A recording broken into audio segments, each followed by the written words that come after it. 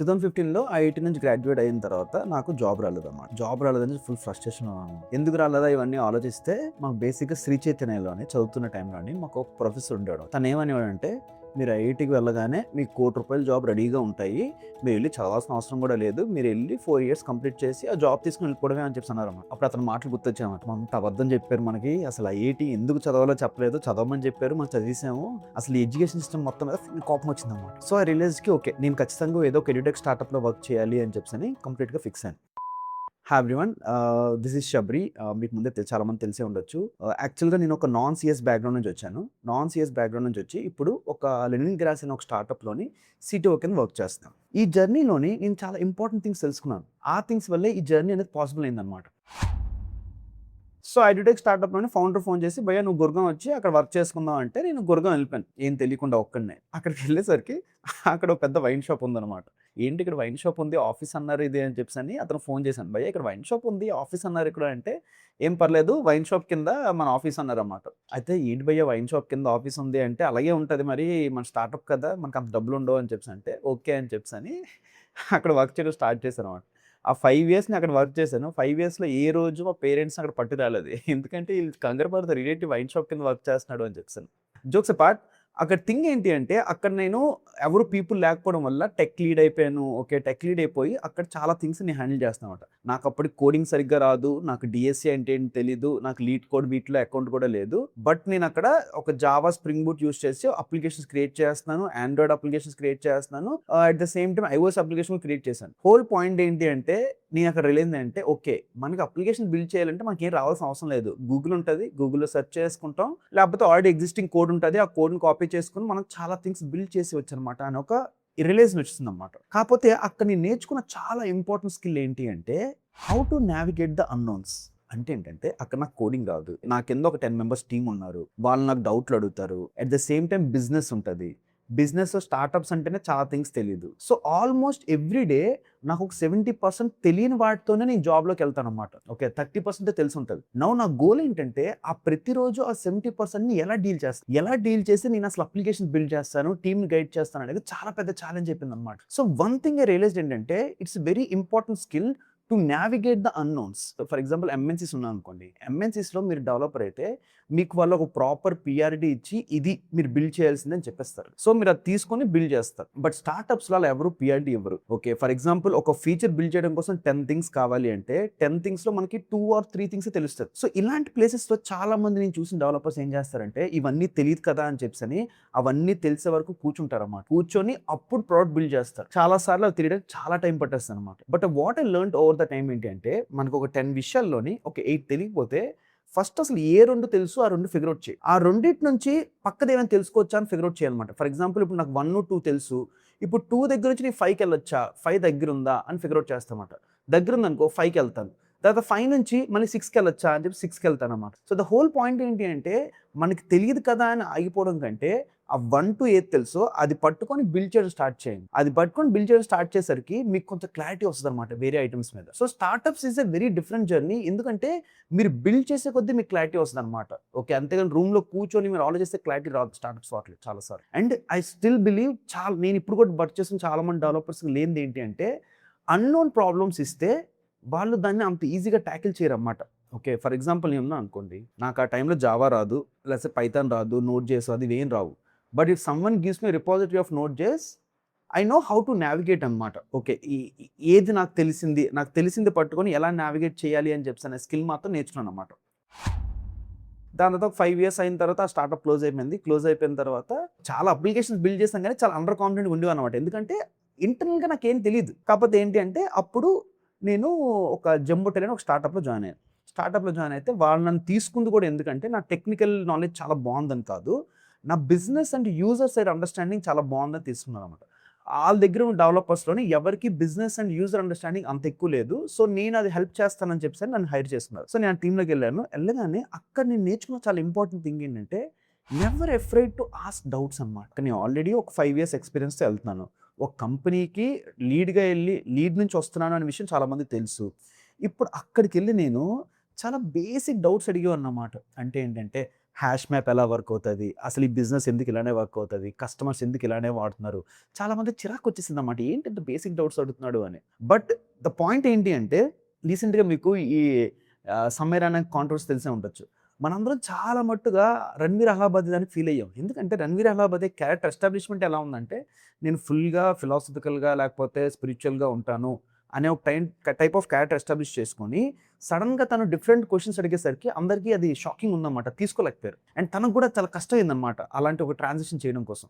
అదే సమీర్ అని అనుకోండి, ఫస్ట్ నుంచి నేను ఇలాగే మాట్లాడతాను, నేను ఇలాగే ఉంటాను, నా భాష ఎంత నా ఇన్నట్టుగా ఉండేవాడు. సో సమీర్ అయినా ఏం మాట్లాడమో నాకు ఫీల్ అయ్యేవాళ్ళం కాదన్నమాట. సో నేను ఏమనుకున్నానంటే అసలు ఈ స్టార్టప్లోకి వెళ్ళేటప్పుడు అసలు నేను ఫస్ట్ నుంచే నేను డౌట్స్ అడుగుతాను, బేసిక్ డౌట్స్ అడుగుతాను, నా నా వైఖరి ఇంతే అనే విధంగా ఒక క్యారెక్టర్ ఎస్టాబ్లిష్ చేసుకున్నాను అనమాట. సో చాలామంది నాకు ఏంటి షబీ ఎంత ఎక్స్పీరియన్స్ వచ్చిన బేసిక్ డౌట్స్ అడుగుతున్నా అని అడిగే వాళ్ళు కూడా ఉన్నారన్నమాట. బట్ ఐ డోంట్ మైండ్ అన్నమాట at the point of time, ఎందుకంటే నాకు నిజంగా తెలియదు అది. సో అది ఏమైందంటే over the time asking very interesting questions అన్నమాట. ఓకే, నాకు ఇప్పటికీ గుర్తు మా దగ్గర ఒక సీనియర్ ఉండేవాడు, మా టెక్ లీడ్ ఉండేవాడు అక్కడ. Okay, vice president of technology ఉండేవాడు. తను మంచి టెక్నికల్ పర్సన్ అన్నమాట, మంచి నాలెడ్జ్ పర్సన్. తను ఒక మీటింగ్ పెట్టాడు అన్నమాట. ఏంటి అంటే ప్రతి ఒక్కళ్ళను ట్యూస్డే రోజు ఒక 1 hour నాతో టైం స్పెండ్ చేయొచ్చు మీటింగ్ పెట్టాడు. మీటింగ్ పెడితే ఎవరు వెళ్ళేవారు కాదన్నమాట మీటింగ్కి. నేను మాత్రం నాకు బోల్డ్ డౌట్స్ ఉన్నాయని చెప్పని ప్రతి ట్యూస్డే పక్కాగా వెళ్ళేవాడినమాట. వెళ్ళి ఖచ్చితంగా 1 hour మీటింగ్ అయినా కూడా అది 2 hours వరకు ఎక్స్టెండ్ అయ్యేది అనమాట. So I learned lot many things about tech అనమాట. బేసిక్ థింగ్స్ టెక్ గురించి నేను ఫస్ట్ అక్కడే నేర్చుకున్నాను అనమాట. నాకు తెలిసినట్టుగా అతనితో జరిగిన ఒక 30 or 40 డిస్కషన్స్ ఉంటాయి. ఆ 40 డిస్కషన్స్ అనేవి కంప్లీట్గా నా టెక్ అండర్స్టాండింగ్ మార్చింది అనమాట. సో అప్పుడు నేను వేసాను, ఫస్ట్ 5 years నేను ఒక్కనే వర్క్ చేస్తున్నాను, నాకు ఎవరు మెంటర్ లేరు, ఇలాంటి ఒక మెంటర్ నాకు ముందే పడి ఉంటే ఈ పార్టీ నా గ్రాఫ్ వేరేగా ఉందని చాలాసార్లు అనుకున్నాను అన్నమాట. సో అక్కడ నేను రియలైజ్ ఏంటంటే మెంటర్స్ ఉండాలి. మనకి ఎప్పుడైనా ఒక మంచి మెంటర్ ఉంటే మన గ్రాఫ్ని మార్చగలడు అనమాట. అప్పట్లో ఎలా ఉంటుందంటే తను టైం ఇస్తున్నాడు కదా అని చెప్పి స్టిల్ రిమెంబర్ నా బర్త్డే అనుకుంటా, నా బర్త్డే ఉన్నా కూడా నేను ఆఫీస్కి వెళ్ళి ఆ రోజు అతనితో మీటింగ్ చేశాను అనమాట. అంత పిచ్చిలో ఉండేవాడిని. ఐ స్టిల్ రిమెంబర్ ఏంటి అంటే those discussions actually shaped my way అనమాట. యాక్చువల్గా ఈ ఇన్స్టాగ్రామ్ కానీ ఈ టెక్ ఫండస్ ఈ ఛానల్ అన్ని పెట్టడానికి కూడాను ఆ డిస్కషన్స్ చాలా మెయిన్ రీజన్ అనమాట. So always suggest have a very good mentor, because వాళ్ళు సడన్గా మీ యాక్సిలరేషన్ పెంచేస్తారన్నమాట లెర్నింగ్లో. దాని తర్వాత ఆ స్టార్ట్అప్ జర్నీ అయింది. ఆ స్టార్ట్అప్లో ఈవెన్ నేను బాగా పర్ఫామ్ చేస్తున్నానని నన్ను టెక్ నుంచి బిజినెస్లో పెట్టారు, ప్రొడక్ట్ మేనేజర్ చేశారు, ఇలా డిఫరెంట్ రోల్స్ అక్కడ ప్లే చేశాను. So by end of this ఆ స్టార్ట్అప్లో నేనే వాలంటరీగా క్విట్ చేస్తాను అనమాట. ఎందుకంటే ఆ స్టార్ట్అప్ వచ్చినప్పటికి నాకు కాన్ఫిడెన్స్ వచ్చింది అనమాట. ఓకే, మనకు టెక్ మంచి నాలెడ్జ్ వచ్చింది, బిజినెస్ నాలెడ్జ్ ఉంది, యూజర్ నాలెడ్జ్ ఉంది, మనం ఇంకొంచెం బెటర్ రోల్స్ చేస్తే బెటర్ ఏమో అని చెప్పి రోల్స్ కోసం వెళ్తున్నాను అనమాట. అప్పుడు నా ఫస్ట్ స్టార్ట్అప్ ఫౌండర్ ఉన్నాడు చూడండి, అతను మళ్ళీ ఫోన్ చేశాడు అనమాట. శబరిలో ఒక కంపెనీ స్టార్ట్ చేస్తున్నావు, నువ్వు దాంట్లో సిటీఓ కింద ఎందుకు ఉండకూడదు అని చెప్పాను. నాకు సిటీఓ అంటే ఏంటో తెలియదు. నాకు బిజినెస్ ప్రాబ్లము, యూజర్ ప్రాబ్లము, ఒక టెక్ ప్రాబ్లము, ఈ 3 కలిసి ఎలా సాల్వ్ చేయాలో తెలుసు తప్ప సిటీఓ రోల్ ఏంటి, అసలు రెస్పాన్సిబిలిటీస్ ఏంటి, ఇవన్నీ నాకు అసలు తెలియదు అన్నమాట. తనకు కూడా చెప్పాను నాకు ఇవన్నీ తెలీదు, కొత్త. బట్ హీ నోస్ మీ అనమాట. తనకు ఆ మాత్రం నమ్మకం ఏంటంటే ఇది ఫిగర్ అవుట్ చేసుకుంటాడు అని చెప్పాను. సో ఈవెన్ నేను last let's say company join 6 months 7 months అవుతున్నా కూడా లాస్ట్ 7 months నేను ప్రతిరోజు ఏం చేస్తానంటే సిటీఓ అంటే ఏంటి, ఓకే, లేకపోతే సిటీఓ రోల్స్ ఏంటి, సిటీఓ రెస్పాన్సిబిలిటీస్ ఏంటి. చాలాసార్లు ఎవరికైనా ఒక రోల్ ఇస్తే అది మనకి రాదు కదా అని చెప్పి ముందే రిజెక్ట్ చేస్తాం అనమాట. బట్ థింగ్ ఏంటి అంటే we somehow feel afraid to explore that role అనమాట. మనం తప్పుగా అనుకుంటారేమో, మన రైట్ పర్సన్ కాదనుకుంటారేమో, ఇలా చాలా డౌట్స్ ఉంటాయి అనమాట. But what I strongly believe అంటే తీసుకొని చక్కగా గూగుల్లో సెర్చ్ చేసి అదేంటి ఇదేంటి నలుగురితో మాట్లాడి వీల్ మన దగ్గర స్కిల్ ఉన్నప్పుడు మనం ఖచ్చితంగా అవి నేర్చేసుకుంటామని నా ఫీలింగ్ అనమాట. సో ఇక్కడ ఈ స్టార్ట్అప్లోని నేను ఇంతవరకు లెర్న్ చేసుకున్న థింగ్స్ అన్ని బాగా యూజ్ అయ్యాయి అనమాట. ఫర్ ఎగ్జాంపుల్ ఒక సింపుల్ ఇన్సిడెంట్ ఏంటి అంటే హౌ టు బిల్డ్ థింగ్స్ అనమాట. ఫర్ ఎగ్జాంపుల్ మీకు ముందు చెప్పాను కదా, అన్నోన్స్ చుట్టూ అసలు ఎలా బిల్డ్ చేయాలి అని చెప్పి. నేను రీసెంట్గా ఒక పర్సన్ని ఇంటర్వ్యూ చేస్తున్నాను అనమాట. ఇంటర్వ్యూ చేస్తున్నప్పుడు తనకి ఏం అడిగానంటే ఒక స్విగ్గీ లాంటి సిస్టమ్ డిజైన్ చెయ్యు అని చెప్పి అనగానే ఫుల్గా బాక్సులు గీసి డేటాబేస్లు చేసి ఒక ప్రాపర్ ఇంటర్వ్యూ దానిలాగా functional requirements, non functional requirements, load factors, bold diagrams గీసి ఎక్స్ప్లెయిన్ చేశాడు అనమాట. ఎక్స్ప్లెయిన్ చేస్తే నైస్, చాలా బాగా చేసావు అనుకున్నాను నేను. దాని తర్వాత తనకు నేను ఏమడిగానంటే ఇప్పుడు మన ఇద్దరం కలిసి ఒక స్విగ్గీ లాంటి స్టార్ట్అప్ స్టార్ట్ చేద్దాం అనుకుంటున్నాం. సో మనం దీన్ని ఎలా స్టార్ట్ చేస్తాం అనగానే తను స్ట్రగుల్ అయ్యాడు అనమాట. ఎందుకంటే మనకి సిస్టమ్ డిజైన్ కోర్సెస్ కానీ ఇవన్నీ కూడా ఏం నేర్పిస్తాయంటే సిస్టమ్ని స్కేల్లో ఎలా హ్యాండిల్ చేయాలి అని చెప్పి థియరిటికల్గా నేర్పిస్తాయి, మనం అవన్నీ నేర్చుకుంటాం. కాకపోతే రియల్ వరల్డ్లోకి వెళ్ళేసరికి సిస్టమ్స్ అలా వర్క్ అవ్వనమాట. సిస్టమ్స్ ఎలా బిల్డ్ చేయాలి, జీరో నుంచి బిల్డ్ చేయాలన్నమాట.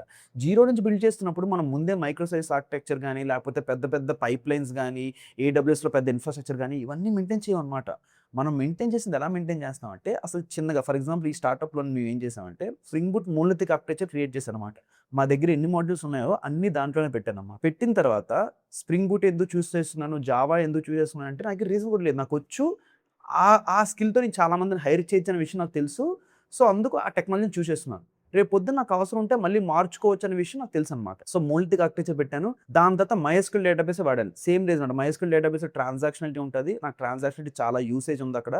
ట్రాన్సాక్షనాలిటీ లేకపోతే నేను అన్నెసెసరీగా టెక్నికల్ థింగ్స్ మీద టైం స్పెండ్ చేయాల్సి వస్తుంది. అండ్ మోస్ట్ ఆఫ్ మా చాలా డేటా కూడా రిలేషనల్ డేటా ఉంది. సో MySQL యూజ్ చేశాను. దాని తర్వాత AWSలోని అన్ని మేనేజ్డ్ సర్వీసెస్ యూజ్ చేశారన్నమాట. For example Elastic Beanstalk అని ఉంటుంది. ఓకే, నేను నా ఓన్గా ఒక సర్వర్ని హోస్ట్ చేయకుండా ఎలాస్టిక్ బీన్ స్టాక్ అని ఒక మేనేజ్డ్ సిస్టమ్స్ ఉంటాయి. సో వాటిలో నా కోడ్ డిప్లాయ్ చేశాను. నేను ఇక్కడ చేసిందంతా ఏంటంటే అసలు తక్కువ ఎఫర్ట్తో నేను అప్లికేషన్ ఎలా బిల్డ్ చేయొచ్చు అనే దాన్ని మాత్రమే నేను ఫిగర్ అవుట్ చేశాను అనమాట. ఎందుకంటే నేను ఈ స్టార్టప్లో బిజినెస్ ప్రాబ్లం కూడా సాల్వ్ చేయను అనమాట. నేను ఒక్కడనే ఉన్నాను ఇనిషియల్గా. సో బిజినెస్ ప్రాబ్లం సాల్వ్ చేస్తూ నేను ఒక్కడనే ఉంటున్నప్పుడు నాకు టెక్ అనేది ఎంత తక్కువ బ్రేక్ అయితే నాకు అంత బెటర్ అనమాట. అంతేగాని నేను టెక్నాలజీ నాకు బాగా వచ్చు, నాకు ఇవి తెలుసు అవి తెలుసు అని బోల్డ్ టెక్నాలజీస్ వాడలేదన్నమాట. Initially I went very frugal అనమాట. సో ద హోల్ పాయింట్ ఏంటి అంటే building things from scratch and scaling them it requires a very different skill అనమాట. అది మన రెగ్యులర్గా సిస్టమ్ డిజైన్ ద్వారా మనం నేర్చుకోలేము. అది once we start building that then only will learn అనమాట.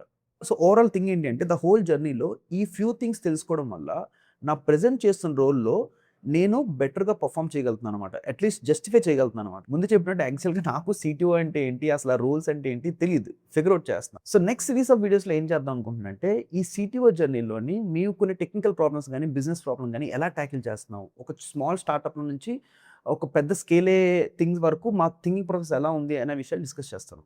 థ్యాంక్స్.